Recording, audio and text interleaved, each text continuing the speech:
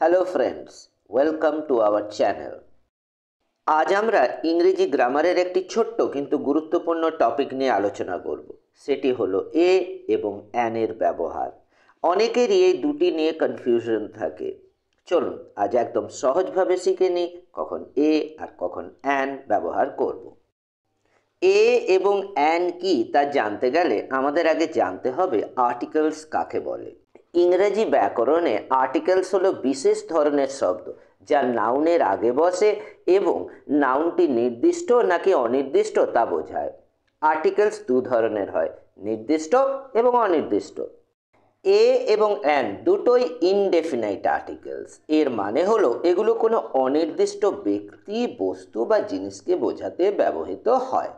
চলুন এবার আমরা এ ও অ্যান এর ব্যবহার দেখে নেব। এ ব্যবহার করা হয় যখন শব্দটি কনসোনেন্ট সাউন্ড দিয়ে শুরু হয়। এখানে কনসোনেন্ট হলো বি, সি, ডি, এফ, জি, এইচ, জে, কে, এল, এম, এন, পি, কিউ, আর, এস, টি, ভি, ডাব্লিউ, এক্স, ওয়াই এবং জেড।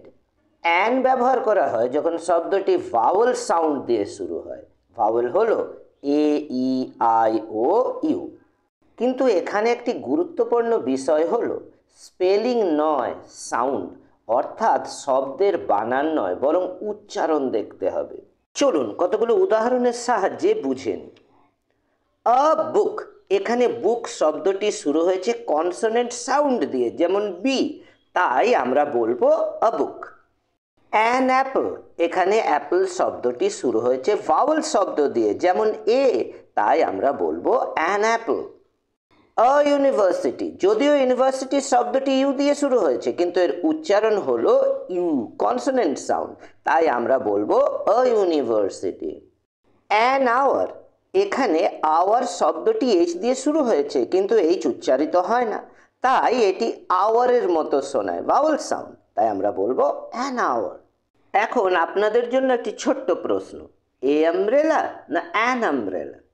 ঠিক ধরেছেন, এটা হবে অ্যান আমব্রেলা, কারণ আমব্রেলা শব্দটি অ ভাউল সাউন্ড দিয়ে শুরু হচ্ছে। তো বন্ধুরা, আজ আমরা শিখলাম কনসোনেন্ট সাউন্ড দিয়ে শুরু হলে এ ব্যবহার করতে হবে, ভাউল সাউন্ড দিয়ে শুরু হলে অ্যান ব্যবহার করতে হবে, স্পেলিং নয় সাউন্ড দেখতে হবে। আশা করি আজ ভিডিওটি আপনাদের ভালো লেগেছে এবং এ আর অ্যান এর ব্যবহার এখন পরিষ্কার হয়ে গেছে। যদি এখনও কোনো প্রশ্ন থাকে তাহলে কমেন্টে লিখে জানাতে ভুলবেন না। আর এই ভিডিওটি যদি ভালো লেগে থাকে তাহলে লাইক করুন, শেয়ার করুন এবং আমাদের চ্যানেলটি সাবস্ক্রাইব করুন। এরকম আরও সহজ ইংরেজি গ্রামার শিখতে আমাদের সাথে থাকুন। আগামী ভিডিওতে আবার দেখা হবে, ততক্ষণ পর্যন্ত ভালো থাকুন, সুস্থ থাকুন, ধন্যবাদ।